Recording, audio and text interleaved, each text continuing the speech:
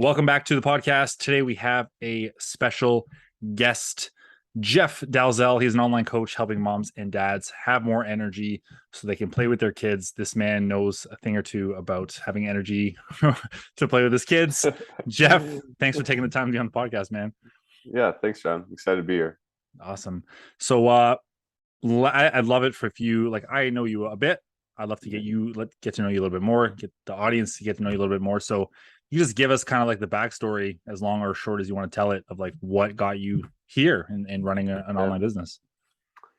Yeah. So I was a high school teacher for 5 years. I was a high school math teacher, and got to a point where I didn't like being the least popular person in the room because most kids don't like math no matter how fun I tried to make it. And I had been trying to get, I kind of got into fitness myself personally leading up to my wedding. And I had always done kind of the roller coaster where I did like P90X for 90 days and got really in shape. And then 6 months later, I was taking my next before picture for insanity. And then, whatever the next thing is. Mm-hmm.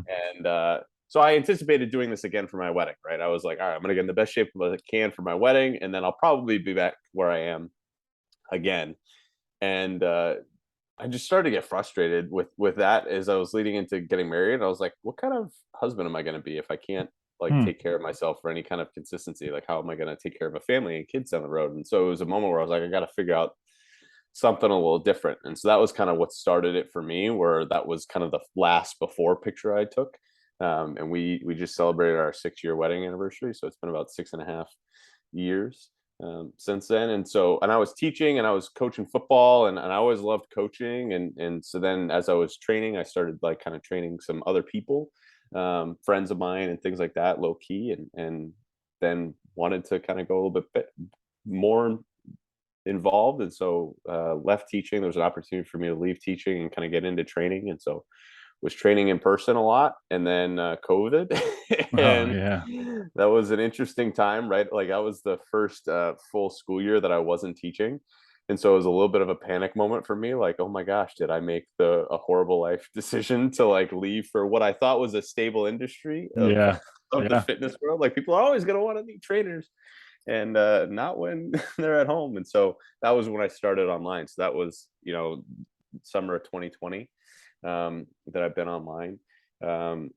I still train in person as well because I just like interacting with people. And then really kind of right around that time too, in April of 2020, my first son was born. My older son was born. And so that was kind of when I started to even pivot even more how I trained myself into, hey, things are different now. I have a kid. And so I'm not going to just go balls to the wall with my workout. One, I can't work out 5-6 days a week for an hour and a half or whatever it is. But I also I don't really care if I can put 300-400 pounds on a bar and lift it. And I don't want to, because if I twist weird, then I can't bend down and pick up my kid. And so that was when it really kind of changed for me personally. And how I got into wanting to train dads and moms as well. And that's kind of how that really honed in.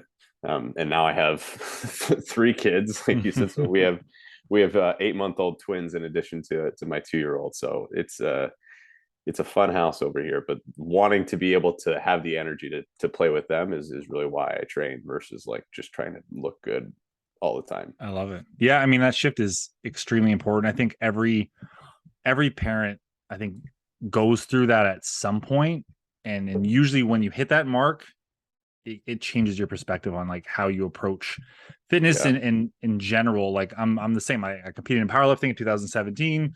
Our son was a year old at that time, but I remember the training leading up to that. It was 5-6 days a week. The sessions were 2+ hours. Those squat, bench, deadlift so many times. I had knee problems, shoulder problems. I was exhausted, and I'm like, I loved it. I loved the meat and all that, but I was like, I don't think I'll do this again. It was too taxing on me mentally, physically. I was away from, my family, for longer than I needed to be to train.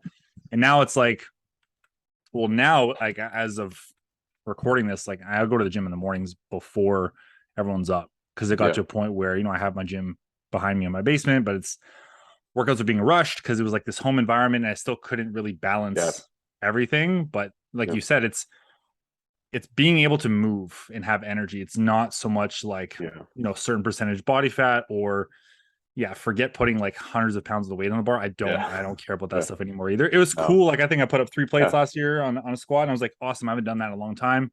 Yeah. It's not something I care for. And you're the same, right? You have young, and especially with younger kids too, like, 8 months old, they're not crawling yet. You said they're almost there. Yeah. You're going to be picking them up a lot.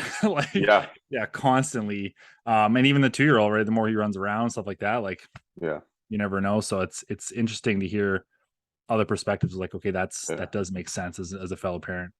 Well, I had a moment when I was like with just my older son Levi, when he was, I don't know, he was probably 8-10 months old or something like that, and I was still kind of like, I was like halfway into like, all right, I'm gonna make sure I'm doing this thing joint friendly. I was like, I'll still do some stuff, and for whatever reason, like I just did something a little weird, and I tweaked my back doing a deadlift, and it wasn't anything drastic, but it was like it hurt. It wasn't even like I was doing crazy weight. It was just like, hey, I wasn't quite warmed up how I wanted to be or whatever it was. And I tweaked my back and I like couldn't pick him up for a couple of days. And like to a 10-month-old or a year old, like he didn't get it. He was very upset and it was like he didn't understand. And it was a moment like he's looking at me with these eyes like daddy uppy. And I was like, I can't, dude. And it was like a moment for me. I was like, I never want what I did in the gym to impact my ability to be dad. Like it should enhance my ability to be dad, not take away from it. Like the idea that I had some people, some parents, I'm sure you've heard the story. Like I did a leg day and I like couldn't walk for 2 days. And so my kids wanted to play and I like couldn't play with them because my legs were too sore. It's like, all right, well, that kind of defeats the purpose of your workout if like you can't do the rest of your life because you're walking around like a baby giraffe because you obliterated yourself. Let's dig into that. Why do you think people still train that hard or train that much? Even I just say even that hard.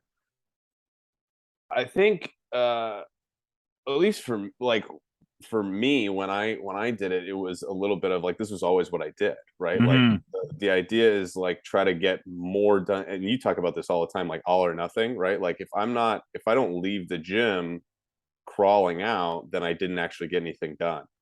And I just had a conversation with a mom about this, an hour and a half ago. And she was talking about like, we get into the mindset that like, if it's not an hour and I'm not like dripping sweat at the end, then it wasn't worth doing.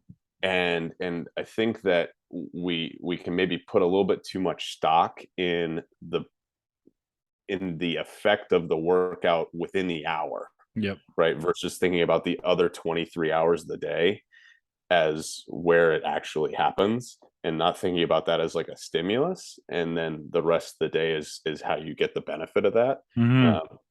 Versus like, hey, this self-contained has to be that. And it's also perpetuated by the market as a whole, Orange Theory and F45 and CrossFit and all these things that none of those are inherently bad, but a lot of the purpose of it, you get the MyZone stuff up on the wall, like how many calories did you burn, the Apple Watches, like people taking the pictures of the Apple Watches. I'm of the mentality that like the Apple Watch has almost deteriorated some of the effectiveness of workouts because people are just chasing that calorie count versus actually trying to get better at the gym.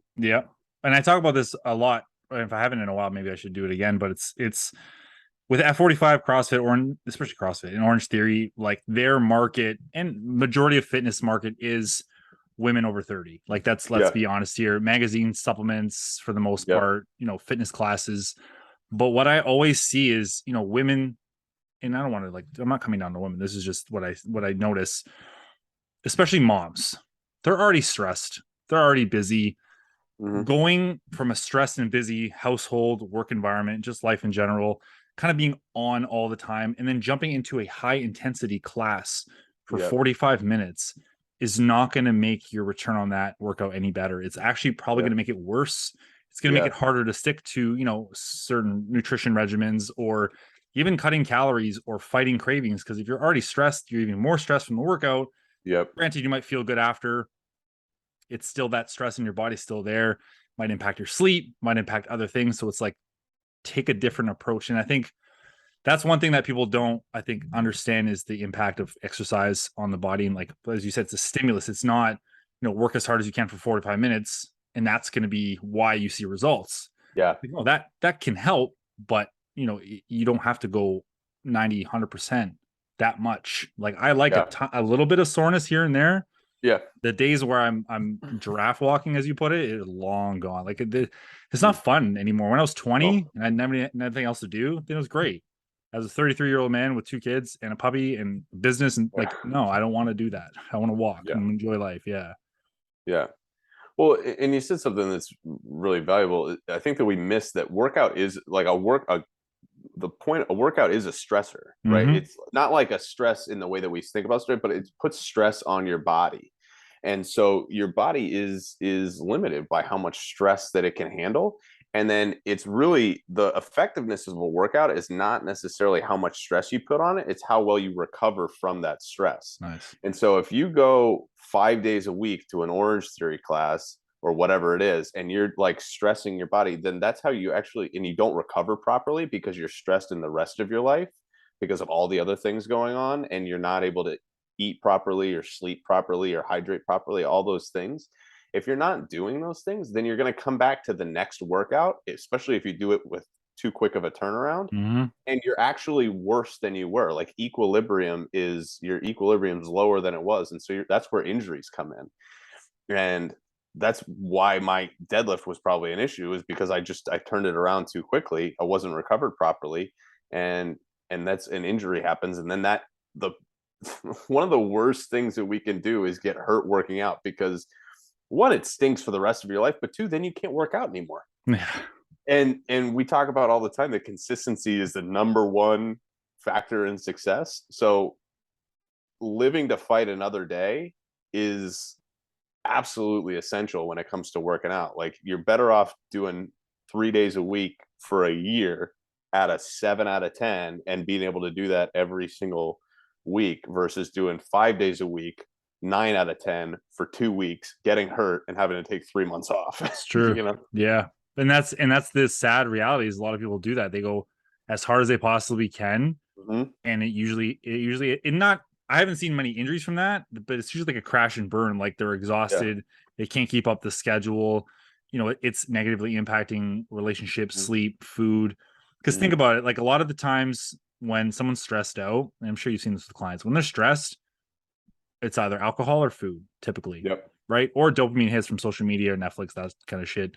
But if you're stressed already and you're reaching for food and you have problems with stress eating, and you add this high intensity workout to your day every single day, adding more stress, how are you supposed to control what you eat when you're just piling on? Even though it's good stress, it's still piling on the body. Like, or it becomes a mentality of like, I worked my ass off this week, I deserve to eat XYZ. Like that's a whole nother issue I've seen. Like you said, like it impacts sleep. And if you're not sleeping well, you're not recovering. If you're not recovering, your performance is going to be impacted. Then you're just going to be tired all the time. That's what I see with people. Like, I'm so tired, but I work out all the time. I'm like, let's just scale it back. Like sometimes that's really it.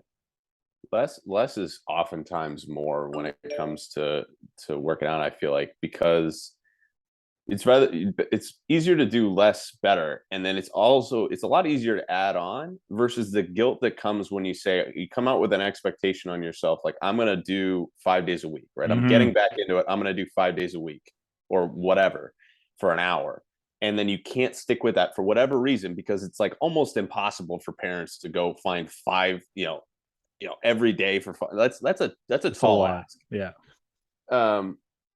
And so then we miss a day, and then there's the guilt and the associated with that and all the then trickle down effects of that. And then you either like call it, say like, oh, I didn't do it, or you try to play catch up, and then you're never going to catch up. Right. So I always tell like clients, I'm like, hey, let's do 1 day less to start than you think you can do. Nice. Like if you think you want to do 4 days, let's do 3. And let's get 3 with consistency. And you might find that you want to stay there, but like, I'd rather you do 2 days for a month and be like, itching to do another one. Yeah. And then we Nice. add that in versus, hey, let's start with 4 and then have to scale it back because you couldn't keep up with that. Yeah. It's the power of getting wins early on and kind of snowballing some confidence that like, hey, maybe this time is different versus every other time. Absolutely. And I think it's a big thing, like with adherence and expectations. That's the biggest thing with clients and just success in general is like you have such high expectations, but it's not realistic most of the time. So I've yet to have I think I have 1 or 2 clients over the last few years actually do 5 days a week consistently. Yeah. But it's rare. And often when people come to me like, yeah, like, I could work out every day if you want me to. I'm like, I don't. I really don't. Like, I'm happy to give you a 3-day plan to start.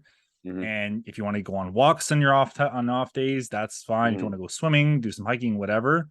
But it's rare that I'll start someone off. And I've had 2 clients stick out of my mind in the last 2 years. That one guy, he comes from strongman, and he was doing 3 a day a week. And I was like, I can probably do a 4th. And I'm like, I can load a 4th one as a bonus if you want to, if you get the chance to do it, but it's not going to be part of the structured program that we have.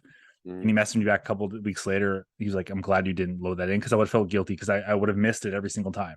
Yeah. And that's huge. Like if you go 3 for 3, 3 for 3, like you just feel great. You didn't miss a workout. And if you go 3 for 4, 3 for 4, it's not bad, but that voice in your head is gonna be like, well, I'm not doing enough. Yeah. I'm not perfect. I'm not there yet. And the other client I had, she was doing 5-6 days a week of strength training, and she didn't have a lot of weight to lose, a lot of fat to lose, but it was there, and her cravings were all over the place. She couldn't control her eating. So I knew what the issue was. She was working out too much. It was literally just like way too much. So we scaled her back to 3 days for a bit. Then we did 4 days for a bit, and she just took off. Like her nutrition was on point after, her sleep was good. She felt stronger. She had more energy. And I'm like, you were doing too much. Like, I think she was doing an old program that another coach gave her, but I was like, man, like more is like you said, it's never better, pretty much. Yeah. Well, and what you said there, I think is huge, is that starting small and getting the 3 for 3s, right, from working out. And then the same thing is true with nutrition. I'm sure you think about the same way with your clients with nutrition, right? If we say, all right, day 1, here's your calorie count, here's your macros, like you're weighing everything, you're going to hit these targets, and then you don't because you haven't actually learned how to do it, then you're going to feel like you're failing all along the way, versus like starting small and doing something as simple like, hey, I'm going to add a serving of protein to one of my meals every day. Like, people are like, oh, that doesn't do anything. Well, then the next week you add it to another one of your meals. And then the next week you add it to the third one. And then the next week you add a veggie. And then all of a sudden you stack a couple of, 12 weeks of adding one thing a week and just owning it on top of each other. All of a sudden at the end, this is what my clients always say. They get to the end of 12 weeks and they're like, I don't feel like I really did anything. And I'm like, look back at your first 3 days of food logs versus what you just ate the last 3 days. So like, yeah, it looks phenomenally different. Yeah. But I didn't feel like I made any drastic changes. And that's where people get to. Because if you say you're like, I want a lifestyle, that's huge. But if you try to change your lifestyle all at once, then it's a diet, and nice. So it's too drastic. It's too jarring. You build a lifestyle over time.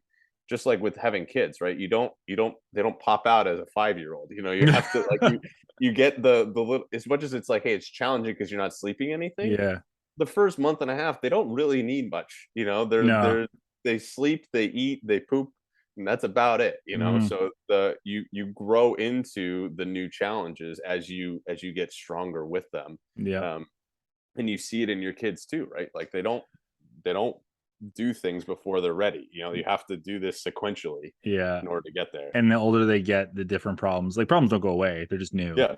Which is normal. And I'm learning that as I get older with kids, with business, my own fitness. It's like you're supposed to have good problems as you get older, because it means you're improving, right? If you never face any real challenges, you're never really pushing yourself, I think, right? Or you're never being in situations where it pushes for growth.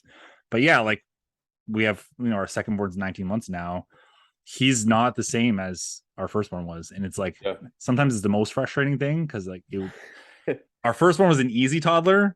Yeah. Our second born is not at all. So it's like he is stubborn. He screams. Our firstborn never scream like that tantrums. But now he has attitude as a 5-year-old. Like he'll give us the lip. He'll come at me with phrases that I've said, and I'm like, that's my fault that you know that. So it's the challenges. Yeah, like you said, and you'll, as you grow as a father, like you'll see the same thing. It's like challenges don't go away. They're just different. Yeah. Well, and it's almost frustrating. I think the most frustrating thing is when you feel like you're facing the same challenge. That's what I hear from so many clients all the time when you first starting out, is like, I feel like I've done this so many times and I'm back, like it takes a lot to take another before photo, like, oh, this is like, I've done this again. I've done this again. And it starts to feel like you believe a little bit less that it's going to be any different. Yeah. And so exactly what you're saying, like it's enjoyable to face new challenges because it feels like I've accomplished the old one. Yeah. Right. Like I've overcome whatever that is. And as much as this is a new challenge, I'm more refreshed to take it on because it's not the same thing that I have always done. Because then you don't feel like you've made any progress. And so it's like, why am I even going to bother when I know the outcome? It's true. You just described what you were explaining in the beginning of the podcast with you like, trying to get in shape, and then before the wedding. What were you doing nutrition wise? Because you told us a bit about what you're doing training wise. I did what everybody does, right? So I ate chicken breasts and broccoli and kale for every for every meal, and then all of a sudden 3 weeks later I was eating chicken nuggets and pizza and French fries for every meal because it was like I can't keep up with this. And it's you go all or nothing on it, where like I tried to change it all at once and it was like, this isn't enjoyable. I googled like top 10 superfoods, or like the diet that Chris Hemsworth used to get in shape for Thor, Nice. And they're listing like, all right, he ate like cod every meal for 6 meals a day and broccoli, and you're like, cod is terrible. Like, it's gross. Like there are so many better white fish, and like but so you get into that place where it's the same thing. It's all or nothing. So like I was doing a workout program that was 6 days a week. I was eating rabbit food, and there was no in between for me, and I could do it for 12 weeks. But I say it all the time, like if it's not about what you could do for 12 weeks, it's like, what do you want to do for 12 months or 12 years? Yeah. Because if you don't want to do it for that amount of time, then there's really no point in doing it for a short amount of time, because what do you do afterward? And that was always my trouble. It's like, all right, I get to the end of it. Now, do I repeat it? No, I don't want to, because that sucks for the last 12 weeks. That's where you get people perpetually just dieting every year or multiple times a year, where it's like they try something. Usually it's ultra restrictive, cutting out carbohydrates tends to be the number one thing.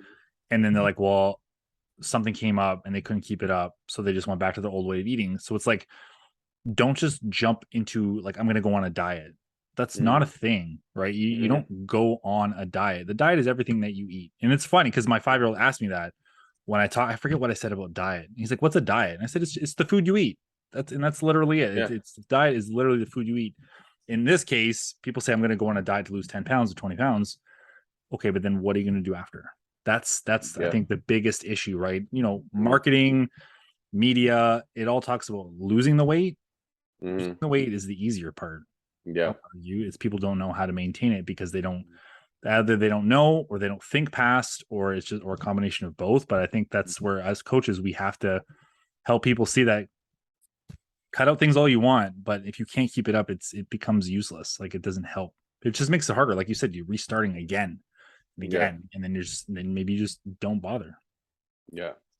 Well, it's a negative connotation too, right? It's about restriction versus positive, right? Like I was talking with a client of mine the other day, and he was talking about like he said he used to go to the gym to, like, after he ate pizza, and then he'd be like, oh, I got to go to the gym to like pay my penance for eating the pizza. But it's like, it's totally the mindset that we get into with linking working out and nutrition, is like, there's good food and there's bad food. If I eat bad food, I'm bad. Therefore, my punishment is my workout, which is a punishment, right? So both of these are negative things, versus flipping them on their head. Instead of thinking about, what am I not going to eat? notice when I said like, hey, here's a game plan, none of it was all right, first week you're gonna stop eating carbs, second week you're gonna stop eating processed foods. It was add protein in, add a vegetable in, like think about what you are eating instead. And same thing with your workout. Like I'm going to go do this workout to get better, not to punish myself for the things that I did. So when we flip it on its head and becomes a positive thing, and because the outcome that we're getting is a positive outcome. I'm not just losing the weight, I'm gaining muscle, I'm gaining confidence, I'm gaining energy, I want to feel better. Like these are positive things. So because then you free yourself up, right? Like it was your birthday yesterday. Like I know you had donuts and beer, and like the idea that you're not going to do those things is ludicrous. But also the idea that then you have to feel guilty because you did those things or do something extreme in response to that is flawed as well, because then you don't even enjoy it when you're doing it. Yeah, or it's a regret thing.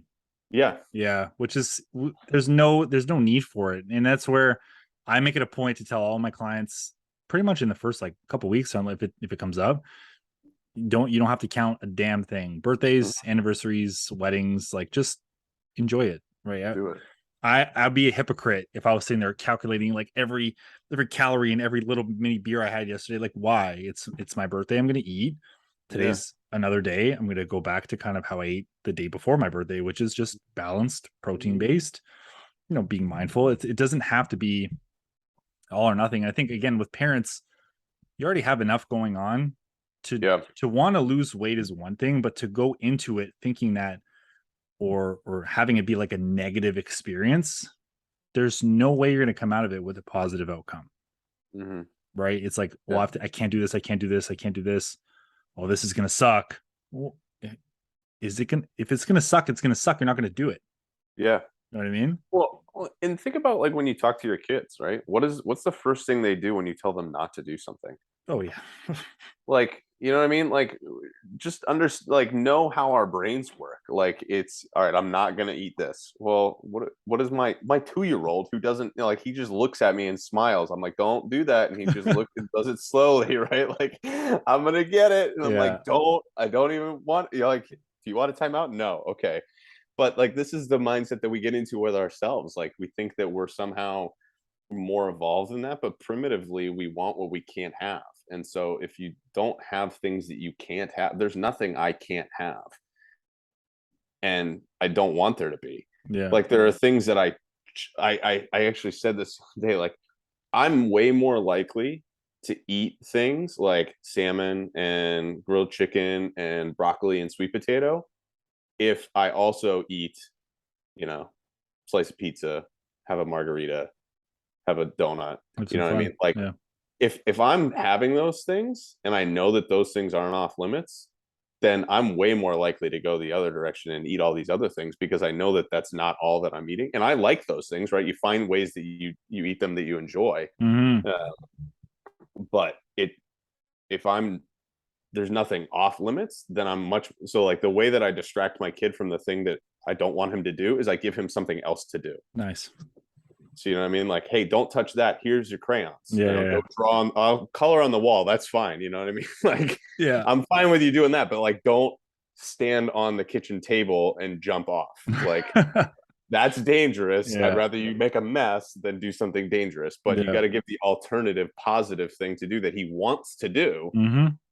In order to get him to stop doing the thing you don't want him to do. Yeah. It's tough for parents, especially people over 30, right? They probably tried to lose weight a few times over their last 10 years. And it depends how old their kids are. But I think a lot of the biggest issues, it's a lot of like fitness in North America is rooted in bodybuilding culture. Which this isn't shitting on bodybuilders, but bodybuilding culture is way more extreme because it has to be. Like that's what that sport is. You have to get down to single digit body fat. They don't walk around like that year round. It is a sport. They train for that. They live for that. So anyone thinking of like copying whatever routines they saw or following an actor's diet that he did for a role, like he gets paid to do that. That's his his life. I do a lot of things for $20 million. You know what I mean? So like to copy that stuff. And I'm like, first of all, I mean, I always take those things with a grain of salt. I'm like, nah, I don't really believe that shit, but whatever. But also, he doesn't have to take care of his kids all day necessarily. He doesn't work a full-time job on top of training or, filming. He has everything cooked for him. There's things that if you just take a step back, and if you're one of those people who look at what others are doing, especially like celebrities, take a step back and just analyze, like, where are you in your life? Where are they? Not to say one is better or worse, just different. Like even you and I, Jeff, we were similar scenarios, but how I operate and how you operate are probably very different in terms of our own nutrition training histories, right? Like I have a history of being a fat kid. Like I love my treats and stuff, and sometimes I go overboard, but it's what you do with the situation you're in now. It's like comparing and trying to take from someone else. Again, it's the same thing. It's not going to work. Yeah. Well, for sure. Well, like you look at these movie stars and things like that, and you hear interviews with these guys afterward, right? Like, everybody always wants, like, they have a big shirtless scene, right? And also, like, they're doing nuts stuff to look good for those shirtless scenes, right? Like, they're like dehydrating themselves. This is not normal. So this is what these bodybuilders do. They're like spray tans and and dehydrated, and it's like nuts. But you hear any of these people talk about it, and they were miserable. Yeah. Like they hated it. Like my favorite one is Zac Efron went on somewhere after his Baywatch thing. And I'm sure if you haven't like seen his picture from he looks like he's carved from stone, right? Like this is unbelievable. The picture from him from Baywatch. It was unbelievable. But he's like, dude, I never want to do that again. That was awful. Like it was just, it's not a normal thing to do these things. Like they're doing it because they get paid a lot for it. Or like bodybuilders, they're a different species of human than the rest of us. Like they really are. Like it's a sport. Like it's the same thing. Like Tom Brady does stuff, and that's why he's playing at 44 years old, 45 years old, that I wouldn't do. But it's his sport, and he's like maniacal about it, and it's good for him, right? But he also gets paid a lot of money to do it, and it's like it's his main focus. It's his thing. Yeah. And the idea that people don't walk around, like I'm a pretty lean guy. You are too, like pretty, I don't walk around in like, low single digit body fat. Cause there's the downside of all of that is the cost of it is just, it's pretty high, and your kids don't care. Yeah. My kid, we were at the pool the other day, and my kid, like, he didn't care he just wanted me in the pool with him. Yeah. And he wanted me to throw him up in the air for 23 minutes straight. Yeah. And that's what I wanted to be able to do, right? Yeah. I want the energy to be able to do that. I don't have that energy if I'm like at single digit body fat and counting my stuff. No, it's not. It's the trade-off's not worth it. John Goodman talks about it all the time. Yeah. I think his tagline is "Being shredded sucks." Mm-hmm. It's not fun, man. Like the leanest I got was a couple years ago for first photo shoot. I was like, I want to get as lean as I can for a shoot. And it was hard. Like I didn't diet long enough. The end of it, I had to go dehydration and do all that shit. And it's like energy is gone. Yeah. Sex drive is low. Yeah. Like you don't really want to do much. And the other thing with that too is if you're not careful, there's a quick rebound. Like if you don't do a proper transition away from that. Yeah. So I had a little quick rebound after a couple of weeks. I'm like, let's slow it down a little bit. Cause like you're restricting calories pretty friggin' low for a long time. And yeah, it might feel good. And I think it depends on the person. For me, I wanted to prove that I could do it because I'd always been overweight or self-conscious. But it's like I'm much more comfortable now, heavier than I've been in a long time than I was 10 years ago. It's just mindset change, and it's lifestyle. Like I miss workouts. I get workouts in. I eat pretty healthy foods most of the time. I eat other stuff. Other times it's like you said, you have to create the lifestyle. There's no secrets. There's no shortcuts. Like that's the thing. Yeah. Well, I love what you said there too, that you're heavier than you've been in a while.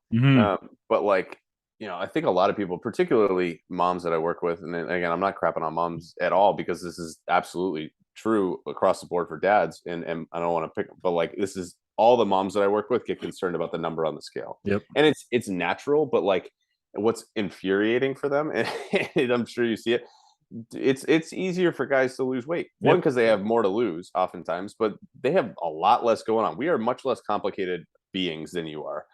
Like there are so many factors, menstrual cycle and hormones and all these things, especially as you get a little bit older, you start to flirt with menopause and all these kinds of stuff. it's Looney Tunes, but like the number on the scale is we can get so hung up on it. But I weigh the same amount now as I did when I was in my worst shape. Like I weigh There you go. exactly the same. Now it wasn't like I went down and then back up again, but like Yeah. the number, it looks very different. Mhm. And I had a mom client the other day who she lost in like between her measurements, she lost over the course of 2 weeks, her average weight actually went up 2 pounds, but she lost 2 inches off of her waist in that period of Wow. time, which is like crazy if you think about like the amount of muscle that she must have put on if she Yeah. lost that much fat. So Dan Rosenthal, who's in our cohort, he has a phrase that I don't know if he stole it from somebody, but I steal it all the time. It's like inch loss is fat loss, Yeah. which means like the number on the scale is one number. Like you could have like you got more, like you just haven't pooped in a little That's bit, true. like like let's just get real about it, or like you had a salty meal the night before, or your period's coming up, or whatever it is. Like the number on the scale can go up, but there are so many different factors into what indicates progress. Mhm. And it is hard, right? Because you if you're doing it every day and you weigh yourself every day and you're not necessarily taking measurements or progress photos every day, you can feel a little discouraged. Yep. But at the same time, know that that is one number in a holistic picture of what's happening. Yep. And I think a lot of people underestimate what number on the scale they actually need to get to in order to look the way that they think they want to. So they're like, I have a lot of people like, I want to get to 125 pounds. I'm like, you would look exactly how you describe yourself looking with a little bit of muscle on you at 140. Yep. Like, you know what I mean? Like you that's not the same thing. Like you don't need to be this tiny. Like Yeah. you're not 19 anymore. That's a Where you big don't one. have any muscle on you. Yeah. Like your body is different than it was, but you can still look exactly how you hoped you would, but not have that number be the same. It's tough. It's almost like reprogramming on our end because there is a ton of attachment to that scale number. And I've been there too. I'm not, Mhm. saying I haven't, but it's why do we get so attached to it? Like to Yeah. the point where a ton of clients I have coming on board, we don't really weigh in. We maybe bi-weekly, Yeah. but how they feel, how their pictures are, how their clothes fit. It Yeah. means so much more because So it's much true. more. What you said is very true. Like I've had personally, I was like, yeah, I'm going to get down to 200 pounds. I think it was like 8 years ago, 9 years Mhm. ago. And I got down to 200 pounds and I still wasn't happy.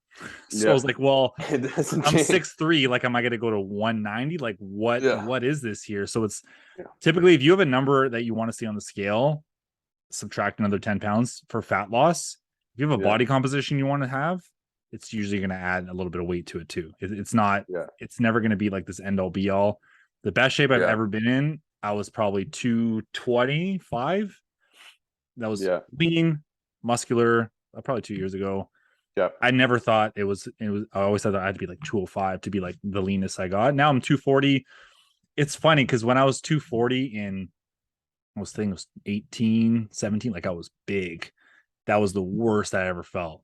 18, 19, Yeah. 20 years old, too. I was just big. And now I'm 240 big, but like people are like, you're in such great shape. And I'm like, this 240 and that 240 are different. Like I was fluff ball. Yeah.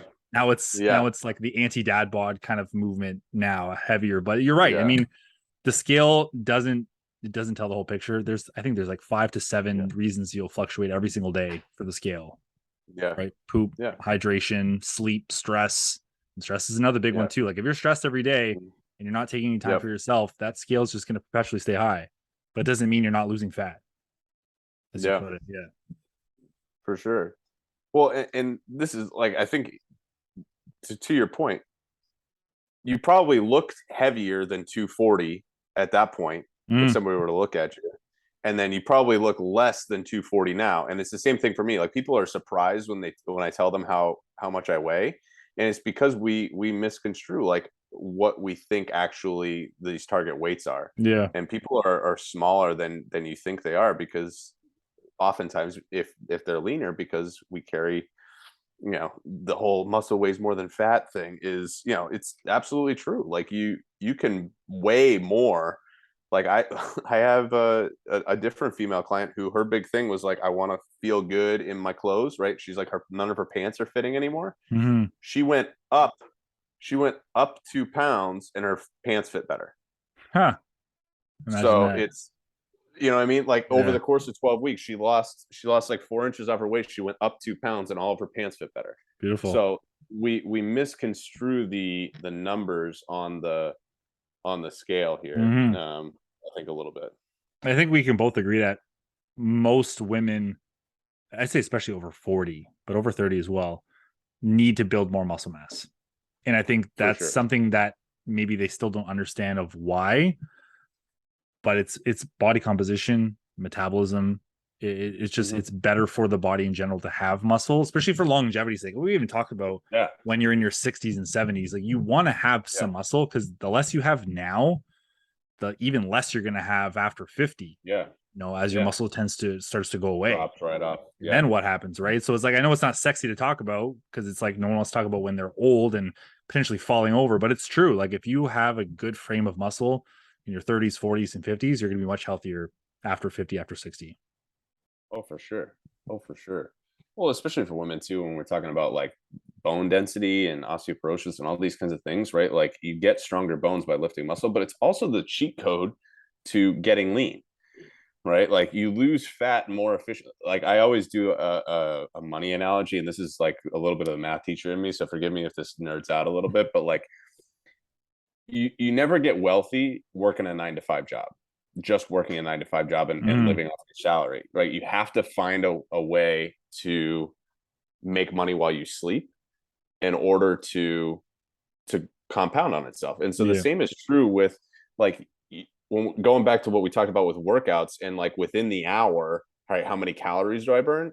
Like you could go way harder and maybe you burn another 50 calories, right? 50 calories is like one Oreo, so like you have to find a way to increase the rest of the calories that you're burning throughout the day and be able to burn more calories while you sleep. Well, you burn more calories while you sleep by holding more muscle on your body, because your muscle requires it. So if you build more muscle by lifting heavier weights and eating sufficient protein, then you actually burn more fat while you're sleeping, and you don't need to do endless hours of time actually in the gym, and you can spend less time in the gym and more time doing the rest of the things you want to do.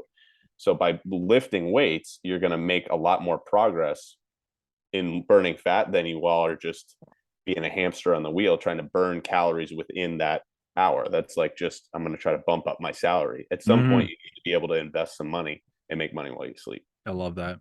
That analogy made sense. I was worried there before you jumped in. I was like, I tried to follow this one along. I've tried to refine it because I used to get glazed looks, so I gotta make it a little bit more palatable. That one definitely makes sense. Yeah, I mean that's the thing. I mean, it goes back to what we said earlier. It's like when someone jumps into, I want to lose weight, what do they start doing? A bunch of cardio or high intensity workout. So it's like, I never really program cardio for clients unless they have like an event coming up that they have to do. I'm like, if you like cardio, cool. Weight training is first priority. If we can work the cardio around that, that's fine. But the hit classes kind of bring them down to a minimum. Because your best course of effort, if you had, best bang for your buck, exactly, is going to be weight training, aiming to get stronger, and just doubling down effort on nutrition. Like you don't have to put as much effort into working out as people think. That's always like their go-to. I have someone who comes in mind who, she didn't finish my program. I don't know what happened, but now I see that she's working out really hard, and in my head I'm like, I hope she can keep it up. But I also know what people are like, and it's like, you get motivated, you go hard for a couple weeks, something might happen, you kind of fall off. I hope she goes through with it. I hope she's well, but it's like, find something you can sustain. Don't just rely on like, when I feel good, okay, I'm going to go hard.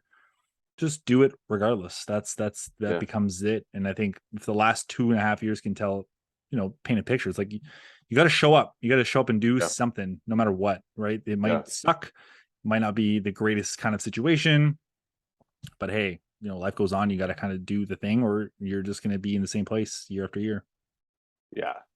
I mean, I think you said something really important. Like if you're waiting on motivation and relying on motivation, you're setting yourself up for failure, because motivation can be as fleeting as 5 minutes.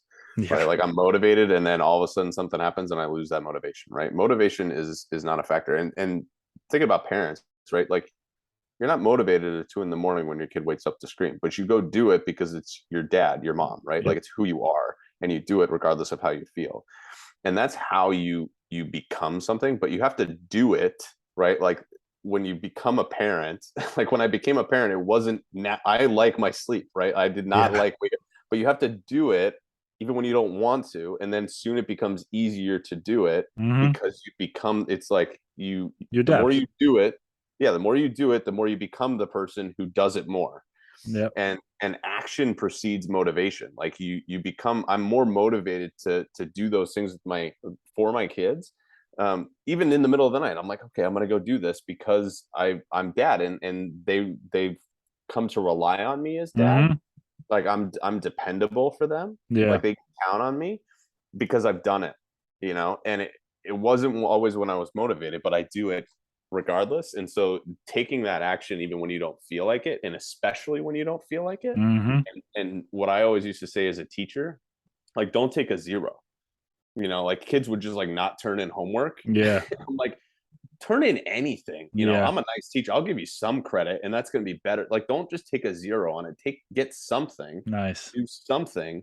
And then that doing something is oftentimes going to be the motivation you need to get in for the next one, right? But if you skip it, then it's the opposite effect, and you get the guilt and the shame and the whatever, right? You got to show up, you do something, and then that's a springboard for the next thing and the next thing. I love it. And you said something powerful too, where your kids are obviously dependent on you, especially at this age that they're at. Yeah. But also they're depending on you to be at your fittest, healthiest, energetic self. So like, parents listening to this, don't just show up for your kids when they need you or ask for something. You show up for your kids in ways when they're not there, going to bed on time, eating a mostly nutritious diet, getting workouts in when you don't want to. Like, these are the most powerful ways to show up for your kids, right? And it's without them asking for help, because there's going to get to a point where you're going to get older and they're going to get older, and you might start asking them for help, right? And know every parent listening to this is like, I don't want that to happen, but it doesn't start then, it starts now. You got to kind of put in the work now. Like I love sleep too, and it got to a point where I know I need to get out of the house to go work out. My alarm's been set for 5:30. The mornings are not fun to get up, but I'm like, I need to get up, because once I do, and you said it, like, I wasn't motivated to go, but now that I've been going, I feel better. I feel great. And I want to keep going. Like, why would I stop?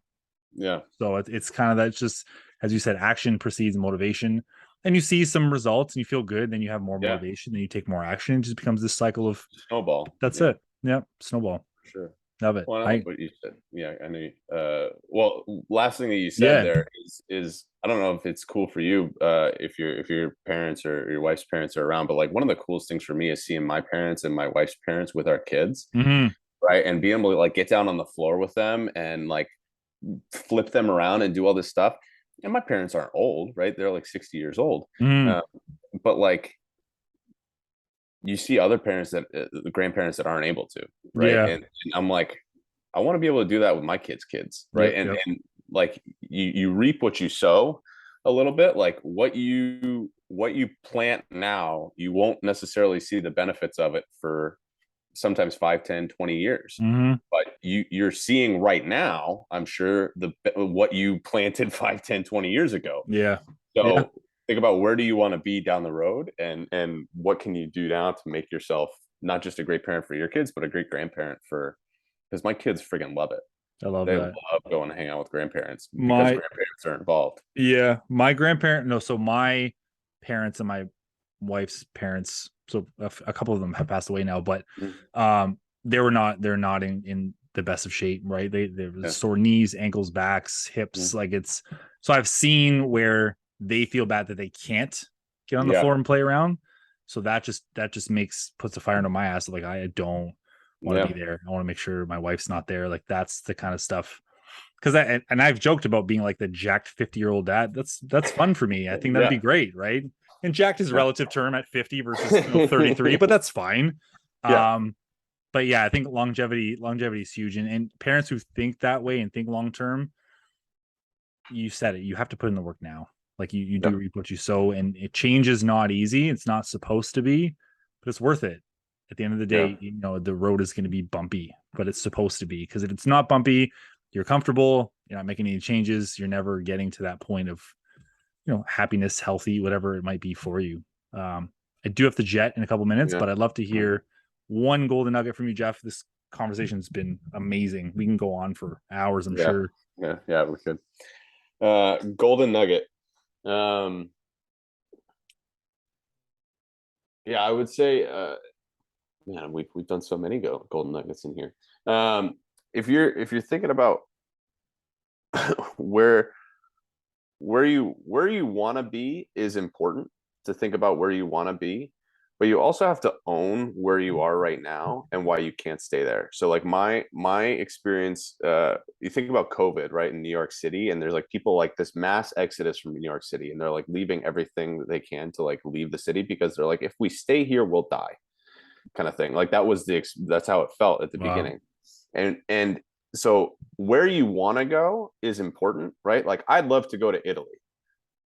Wonderful. And I'm sure at some point I will go to Italy, but like it is not urgent for me to go to Italy, because it's just something I'd like to do.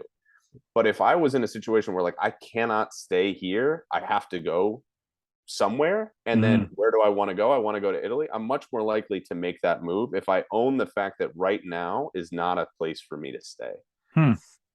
So it's you need to, when you think about going somewhere, right? Like a GPS, if I was telling you how to get to my house and I was giving you directions, I need to know where you're coming from. Otherwise you're going to end up like, so in order to get where you're trying to get to, you have to identify. Oftentimes we think about point B, and that's what you're talking about with the magazines and the celebrities and whatever. And we have this like vision of where we want to be, but you have to also own where point A is in order to find the path from point A to point B. Love it. So I think we oftentimes miss really recognizing the place that we are, because that's going to help us stay on track when it gets difficult. Is like, I actually can't stay at point A. It's not just, I'd like to be there. It's like, this is not a place for me to be. It's a tough conversation to have with yourself. You gotta look at the person in the mirror and be like, is this really where I want to be? Is this who I want to be for my kids and for my spouse? I love it. Powerful stuff. You're right. You're absolutely right. I do unfortunately have to cut this at this time, but Jeff, man, thanks so much for taking the time coming on the podcast and having this chat with me. Of course, John. Love it, man. Loved it. And it's good to chat. Where can everyone find you online? Instagram at Jeff Dalzell Fitness. D is in dog, AL, Z is in zebra, ELL is how you spell my last name. Or on Facebook, Jeff Dalzell, spelled the same way. Perfect.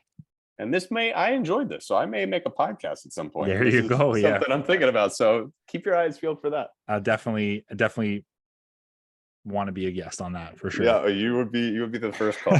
Nice. Thanks, Jeff. I got to run, but thanks everyone for listening, and we'll catch you on the next one. All right.